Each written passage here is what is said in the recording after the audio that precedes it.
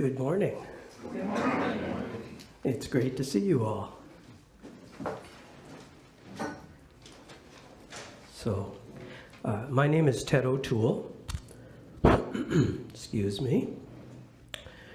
So, my intention this morning is to explain Zen Buddhism as I see it in about 30 minutes, maybe in a new way. And so my talk is in 4 parts, which are listed in the title. The title of my talk is The Beautiful Illusion, the Isness of Thusness, the Appropriateness of Devotion, and the Irony of Surrender. Thank you. See if I can drink while wearing this microphone. It is not easy.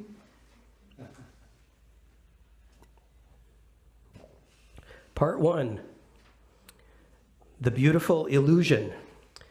Life often seems incredibly beautiful and incredibly precious, and we could all cite moments of our lives that fit that description.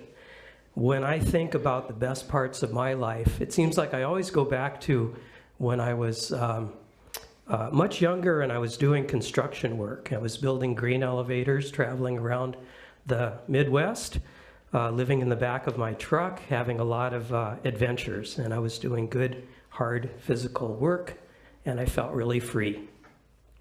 And I think of my childhood. I think about playing baseball with my brothers on the farm, spending hours and hours at the creek that flowed nearby out in nature. I think of my grandparents' farm, which was kind of a paradise for me. I think about the first time I fell in love. I think about the birth of my son, which was the single most dramatic moment of my life. I think of meeting Kathy for the first time. I think of the first time I entered a Zen temple. I think of my trip to Japan, visiting Eiheiji, bowing to Dogen at the temple he founded. I think of that day in this Zendo.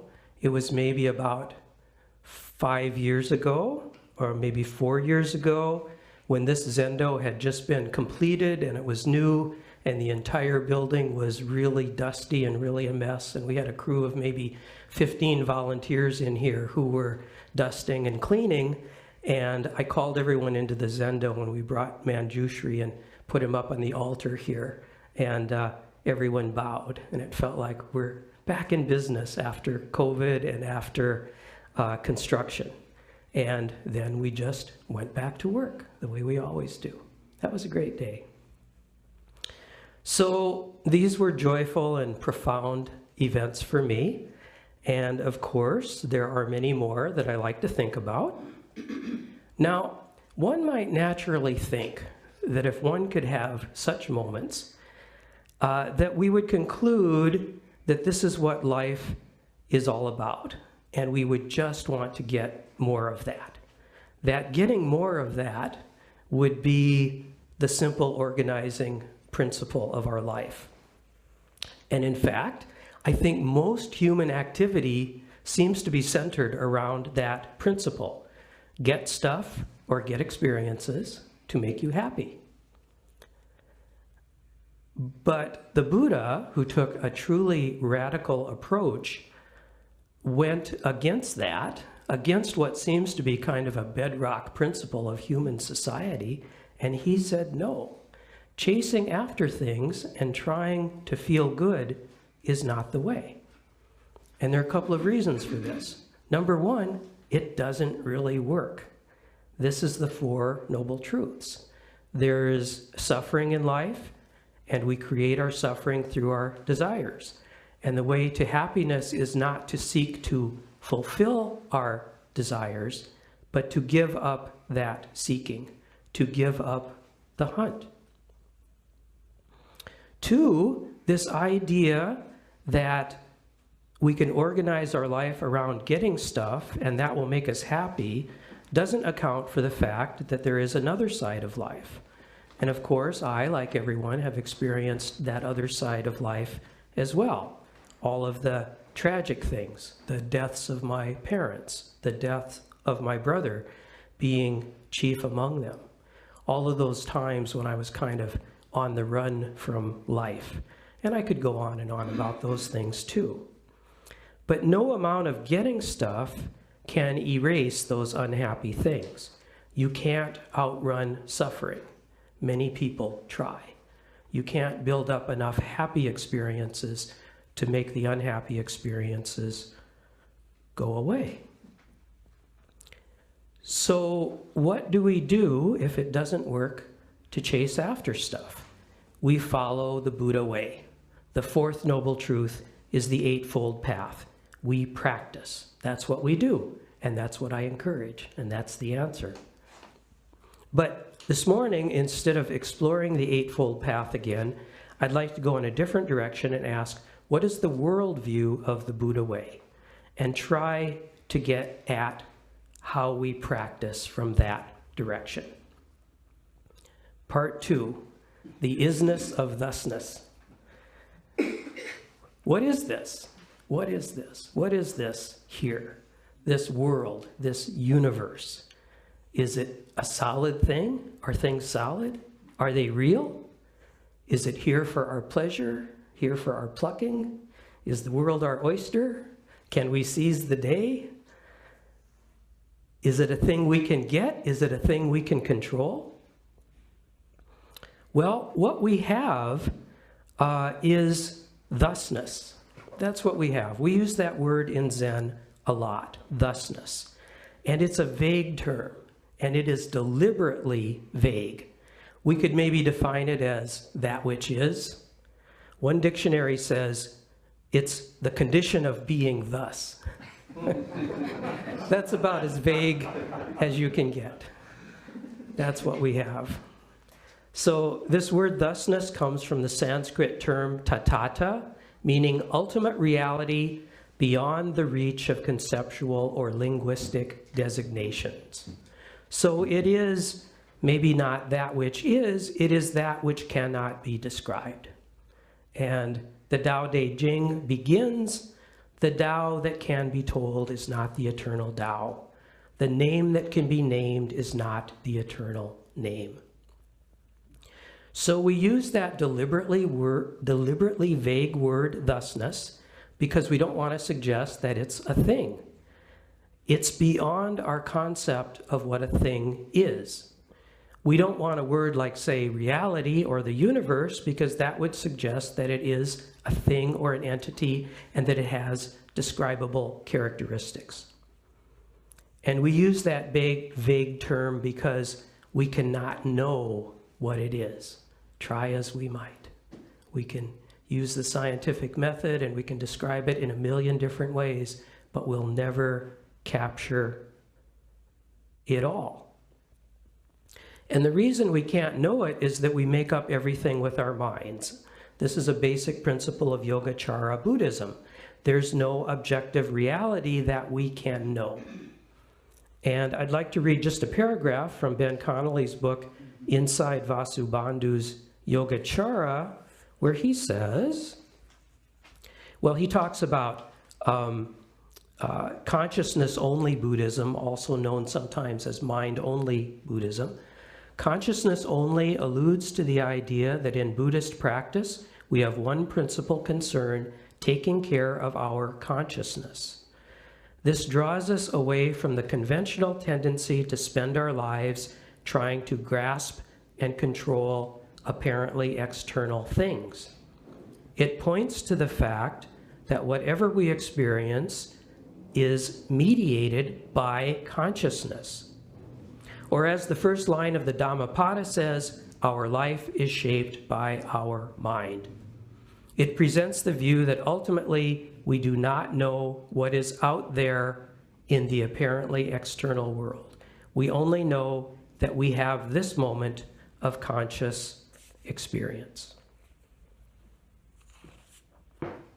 And this is truly radical too, to say that we make all of this up with our minds and we really can't know it, and all we have is this moment. And what that means is we can't master it. We can affect it, we can make it better, we can improve things. We do that all the time, but we can't master it. We can master ourselves maybe, but we can't master it, and we can't know it. We're in it, so we can't see it. But that doesn't mean that nothing matters. It doesn't mean that our situation is impossible.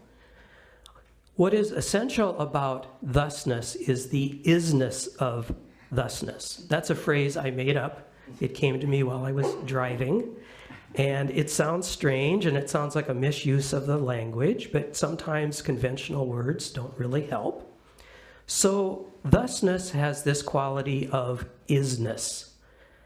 I say isness not in the sense that something is, in that it exists, that it has a permanent nature. I say isness in the sense that it is occurring. It is being. It isn't existing, it's occurring, it's a process, not a thing.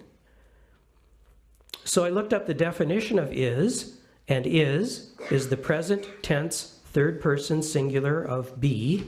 So dictionaries haven't been real helpful. But it does mean that is about engaging in the act of being. It's about process, occurrence, flow. Everything arises altogether, and everything depends on everything else. This is, in conventional Buddhist terms, dependent origination, pratitya samuppada in Sanskrit. Everything arises altogether, and everything depends on everything else. It's a process. Isness is going on. On our altar, instead of a Buddha or a Bodhisattva, we should enshrine not the Buddha, not the Bodhisattva.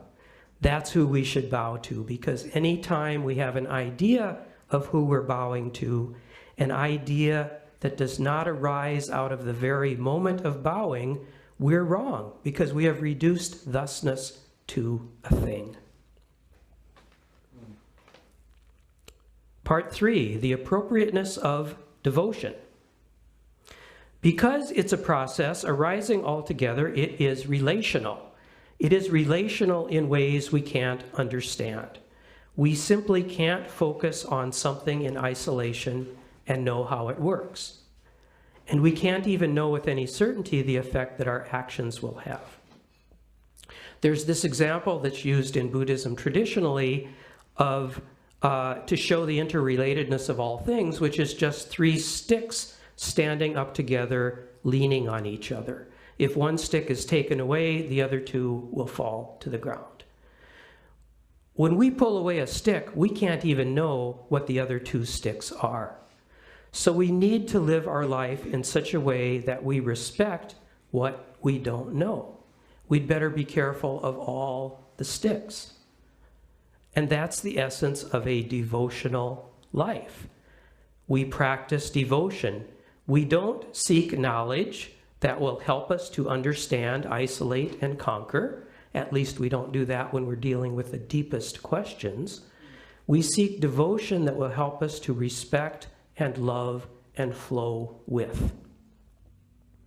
So to me, the essence, the physical essence of Zen practice is found in bowing, in gassho, which we do a lot here. We may bow to the Buddha, we may bow to our cushion, we may bow to another person. And there are full bows, there are prostrations, which we do by lowering ourselves onto these mats, touching our forehead to the mat, and raising our hands like this. And when we do this, we acknowledge with our entire being that we respect what we cannot know. We are not so arrogant as to think that we can control the world or that we should. And all of our ritual, I think, contains this same element of devotion and respect. And the most beautiful ritual of all is performed in the company of others. Because in blending in with others, in blending our voices with others, so as not to take over the chant, but to harmonize with the group, And in taking care to blend with others in all of our movements, we don't bow quickly to show how much we've got it. We wait for everyone, and we hope everyone can do it together. So when we do this, we further acknowledge that it's not about us individually. It's about respect for each other, for all of humanity, for thusness. And that's why actually we do need an altar, and we do need a Buddha or Bodhisattva on it. We need a Buddha who is not a Buddha to remind us that it's not about us, and we can't seize the Buddha, and we can't seize the day.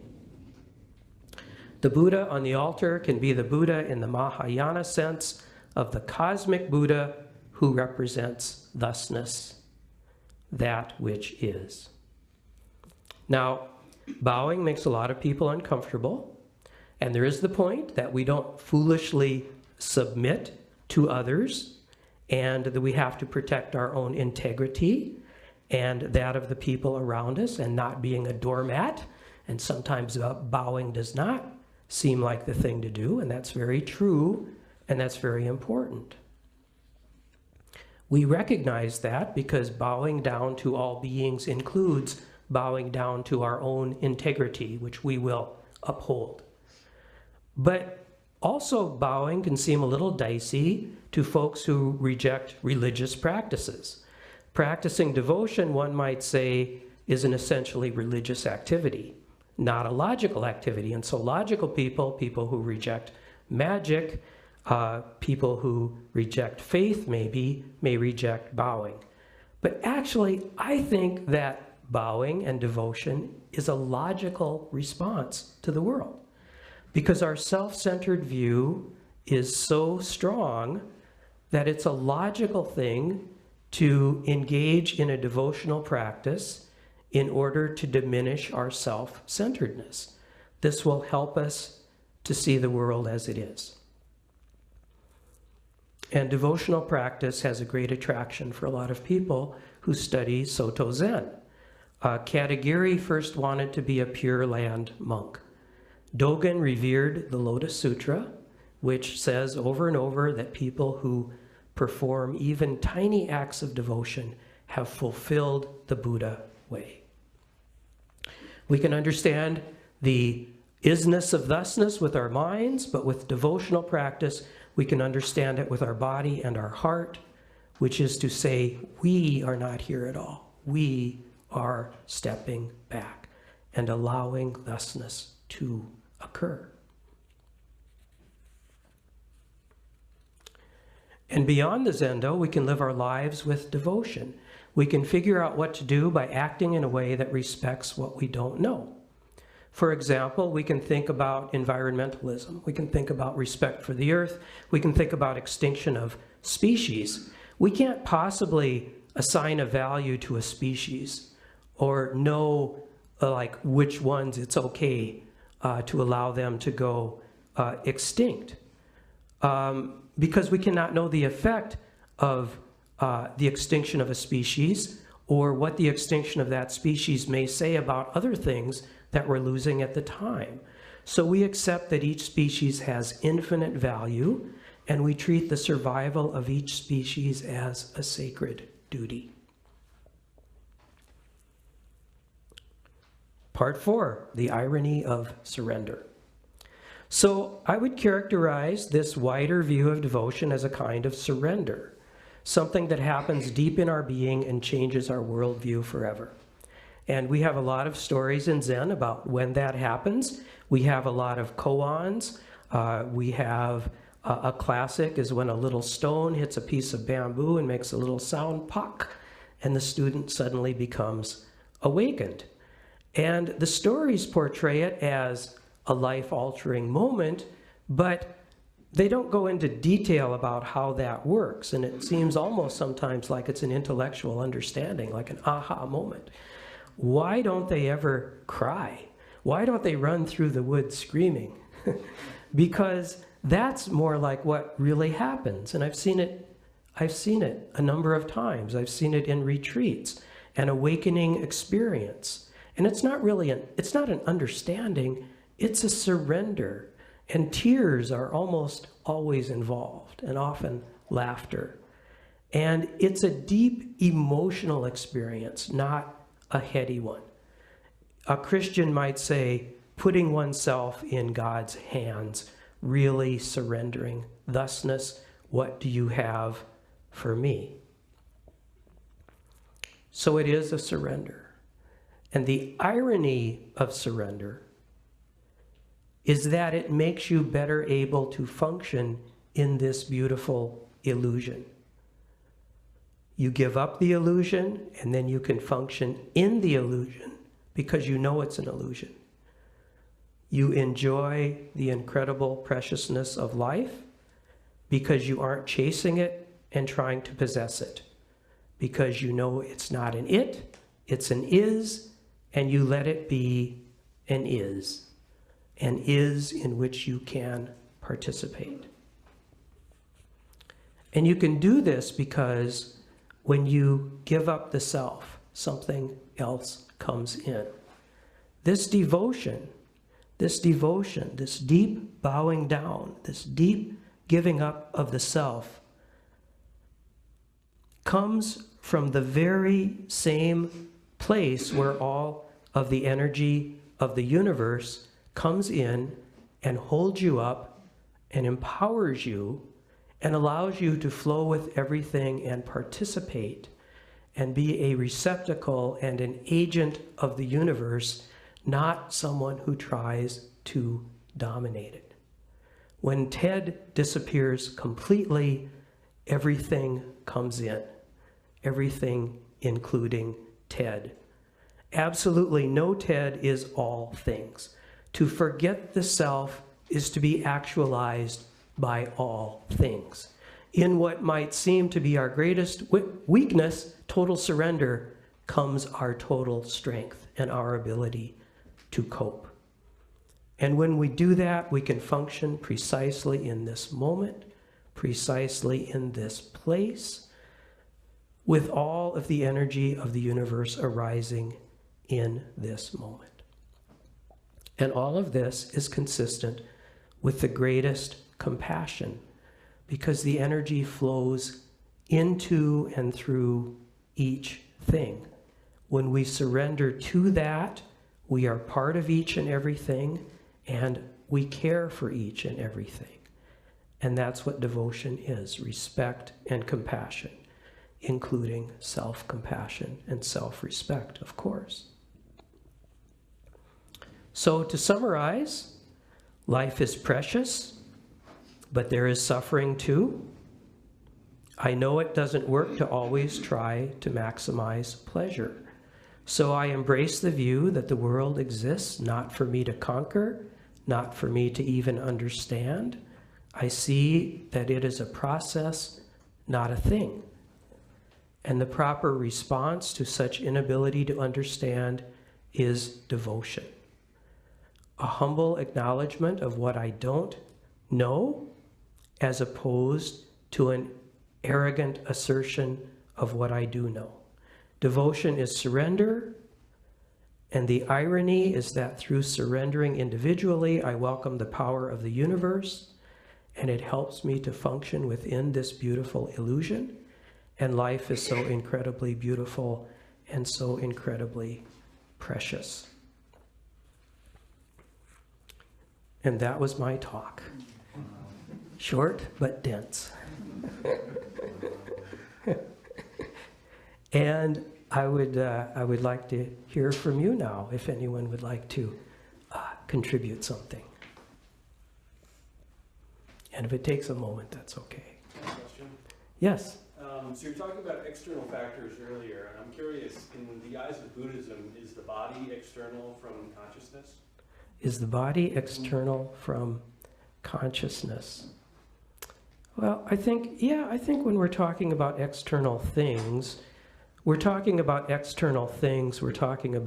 sort of our ability to understand and deal with external things. And I would say that means anything external to the mind, and I think that would include the body. Although, I'm just making this up as I go along, although, you know, the boundary between the body and mind can really become blurred sometimes. Yeah, I hope that helps. Thanks for the question. Yeah. Yes. Ryan, Good morning. how does acceptance fit in with surrender? Yeah, I think acceptance, the way I'm using the term surrender, I think acceptance could be used just as well. I think it's the same thing. I think acceptance of reality is kind of what surrender is. Acceptance that this is what we have, I can't always control it. I'm a little careful with acceptance because so many times I've gotten the question, well, if we are to accept everything, does that mean we accept injustice and we don't fight back and we don't try hard and we just let people mistreat it and mistreat us? And I always want to be very clear that no, that is not what I'm talking about. And that's why I mentioned a few times that we need to, really take care of our own personal integrity, etc. But I think acceptance is a beautiful word when it is about just letting reality be and functioning within reality and realizing that we project our desires on the world so much, and if we can just drop that, we can be with it as it is. But we have to be also careful about that term, that it doesn't mean that we stop practicing and stop trying to do what's best for ourselves and all beings. Yeah. Is that a helpful response? Yes, I asked because we hear the words acceptance a lot Mm-hmm. in Dharma talks here as well, and I felt that I thought that's what you meant. But Yeah. I wanted to hear it. Yeah, thank you. And I think if we think of acceptance more as a moment by moment thing rather than a philosophical thing, I think that can help. Over and over again, it helps to accept the reality of this moment. So many times I realize that I'm caught up in my mind because I want things to be different than they are. And so I need to kind of come back and accept, oh, this is how things are right now. And often that's sort of a kind of a pain I don't really want to feel, but you need to let in that reality. Yes, Davey. I actually have an example of that. Great. Years ago, Reb Anderson was here giving a talk, Mm-hmm. and he was talking about visiting his grandson that was in a different city than where he was from. And he was disappointed with his grandson, the way he was. And he was realizing that he was getting caught up in that. Then when he surrendered to the way his grandson was, it became more intimate for him. Right. Yeah, that's a great example. That's a great example. To realize the extent to which we're making up the world with our minds inaccurately and coming back to what's really going on. The people we love the most in our lives, we get these ideas of how they are and we treat them the way they were yesterday. We need to look at them today. Who is this person in front of me? Can I see this person with really fresh eyes? Yeah. Yes, Ruzan. I love the acceptance question because I think it touches on a deep-rooted source of a lot of strife that maybe is around today, is present today. I have a question, but I just wanted to say that we talk about it even when we're practicing in like intro to meditation or practicing our zazen, is the idea of accepting, but I use the word condone, not condoning. Mm-hmm. I can accept that my crayon is green, right? And I mean, regardless of whether I think that that's okay or not, that crayon is still going to be green. Mm-hmm. So I think about crayons a lot. Anyway, so I feel though that like there is a difference between accepting and condoning, and we can do the accepting. That doesn't mean we're a fan of it. And I think a lot of people in the world are afraid that they think because they accept something, that means they agree with it or condone it. Mm-hmm. And I feel like that there's an opportunity there, and for radical acceptance. And my question is do you have I know Davey shared a story, do you have a story like where you surrendered personally, or where you accepted something, another story where you accepted something and you found that that was actually your source of turning things around for yourself, so to speak?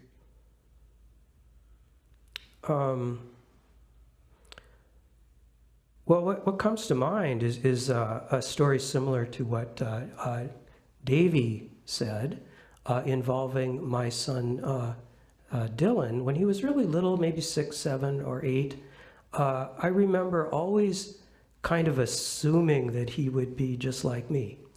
And one thing we did, we had a choice as to whether to send him to school kind of earlier or later, because he was right on the cusp, you know?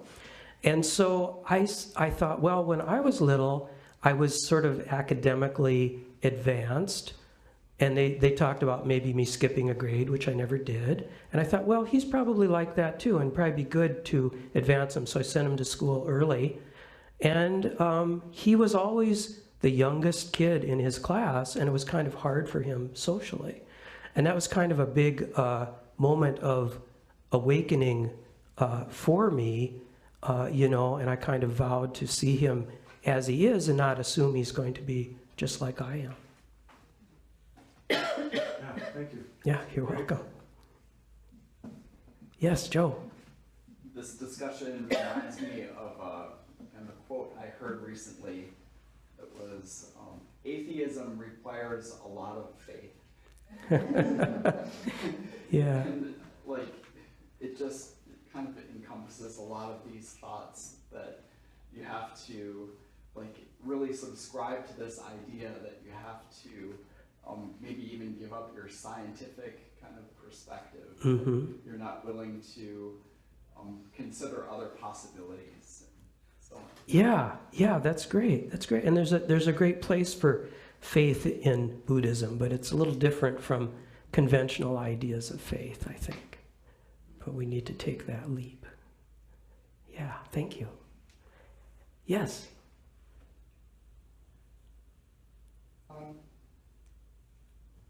I've always had a strong belief in my use of rationality. And at the peak of my career, I was responsible for figuring out anything that can go wrong during neurosurgery that affects the brain. And I'm wondering what you think is the difference between the mind and the brain, the relationship.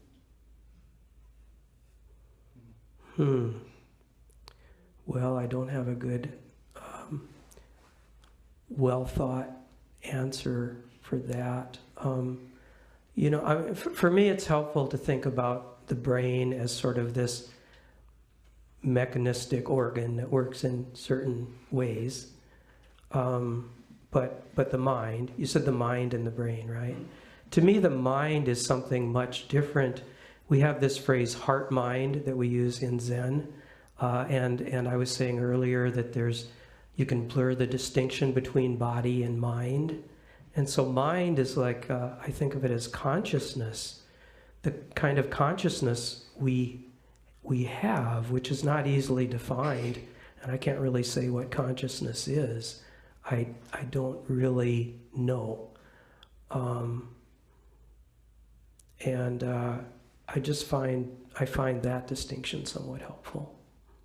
I find meditation or deep body relaxation can help lessen the effects of something disturbing going on.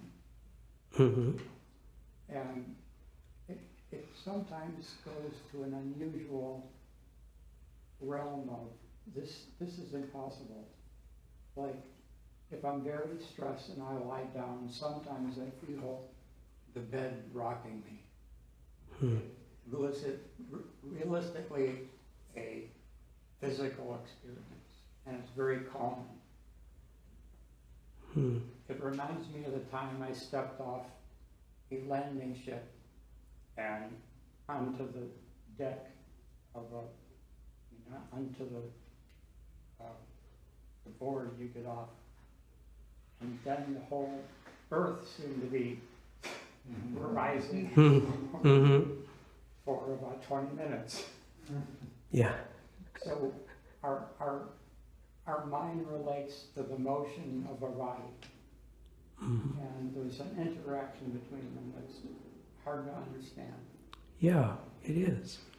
It is. And so, being with it, experiencing it, is more important than understanding it, I think. Yeah. Yeah. And I once asked a monk if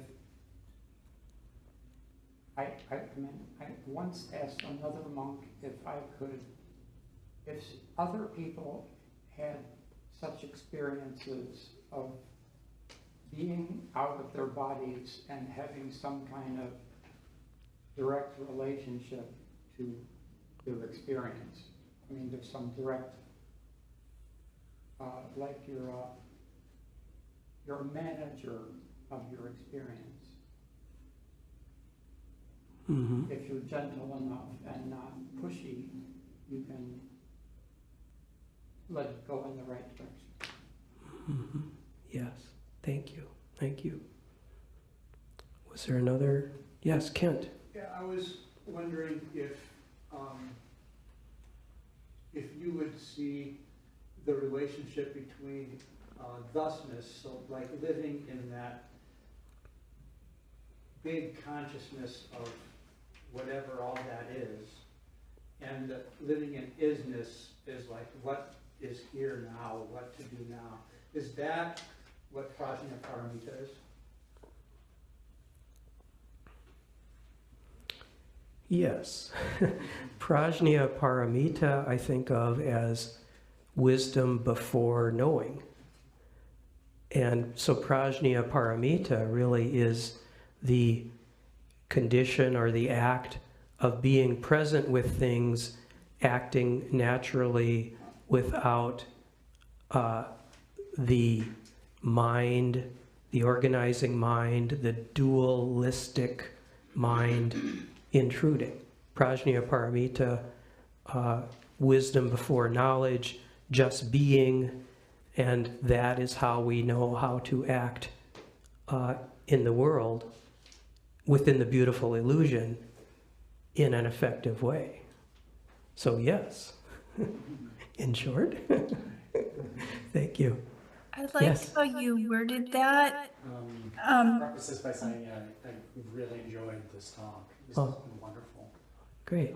This is the first time I've been back to the Zen Center since my daughter was born almost 8 years ago. So I'm really grateful to be here. Oh, So my question is about control. You had mentioned, and I kind of felt this one in here, when you had mentioned as Ted moves away, all comes in, including Ted. mm-hmm. And this idea of control versus kind of following with the flow and allowing yourself to drop into the flow of what is. And having 2 young children, I oftentimes find myself dropping into control. Mm-hmm. And I'm increasingly finding it doesn't work. And I guess my question really comes down to if you have any suggestions or thoughts about how one can begin to work on following the flow and maybe moving away from control. Mm-hmm. Mm-hmm. Yeah, well, I think you could, you could start with your kids. Some control obviously is needed because you have to train them and you have to protect them and you have to teach them things. And so you need that control. So within that, how do you work to kind of learn to go with the flow? Think of it as seeing them, not so much doing stuff, but seeing them, to really see what's going on with them, to really be present. And if you can do that, things will naturally follow, And, you know, you see people sometimes, they might go up to a baby and they have something in their hand, they go, look, da da da da da, and the baby's like, whoa, you know. The baby does not get that at all, but the adult has it in their minds that that's what you do with babies. You shake something in their face and that's going to make them happy. Maybe you go in and you do it very gently, you know, and you give them time to adjust to it, and you really watch them. You continually watch them and you interact. This is what I do with my 4-year-old. When I get down on the floor and play with him, I'm right there with him. So that's a good place to start, I think, with kids. And it's think of it as seeing, you know, seeing the reality of it. If you see the reality of it, what to do will naturally follow. I feel the beauty of that, and I really, that's something definitely I'm hoping I get to. I'm trained, you know, classically trained to control everything. It's just the way the world is. Yeah, it's magic upon yeah. me, and as you know, with my role in the world, that's something that is deeply drilled into me, and is something I'm trying to deprogram a bit. Right. Yeah, many of us show up here and we kind of bring our controlling minds, and we even bring it to Zen, and it's our job to kind of break the habit. And it could be a little rough, but it can have beautiful results. By the way, I'm glad you're back after 8 years. Did you know we have a children's program now? All right. That's why we're back. That makes me happy. Thank you so much. Okay. Maybe, okay, someone online. I had a question or just a comment maybe. I really loved that you said that which is beyond linguistic description, because I feel our culture is so heady and so language, you know, so dependent on language. And part of what has just been so rich with this whole joining your center and this practice is learning to pause and lean into silence as a way to respect that which we cannot know. And I think that, in addition to your suggestion to bowing, has been so powerful for me. And thank you so much for this talk. Well, that was beautifully said. Thank you. Okay, maybe a couple more. I saw a couple hands over here. Yes. I just had a comment about the brain versus consciousness. And question that arises because I just saw a really interesting thing, a documentary that the Dalai Lama did about Tupten. Mm-hmm. Do you know what I'm talking about? No. Long-term meditators, when they die, and they die sitting up straight in meditation, and then their bodies still have, you know, the plasticity for like up to 14 or 20 days. And if they're dead in every other test, but if you go in and touch their heart mind, it's warm, and they seem to be still there. So the consciousness is still going, even though the brain is dead. And so I thought that was really interesting. Anyway, there's a documentary that is fascinating. Yeah. And shows kind of some truth in while it's happening. But anyways, the Dalai Lama is trying to prove consciousness past. Yeah. He's done a lot of work on the brain, the mind, consciousness. So he's a great source for that. Thank you. Okay, maybe one more person if there's another comment. Well, maybe that's it. Okay, yes. Mine was just a small one. I appreciated the question related to parenting, and I don't know if this is a Dharma talk or a discussion, but I would be very curious about that topic. Yeah. Oh, I'm always looking for ideas for Dharma talks. I could do a Dharma talk on parenting because it's such a rich thing, and I've learned so much there. And I can bring in grandparenting. Yeah. Thank you. Okay, let's stop there. Thank you so much for all of your comments, and we will turn this over to Joe, our esteemed Dewan.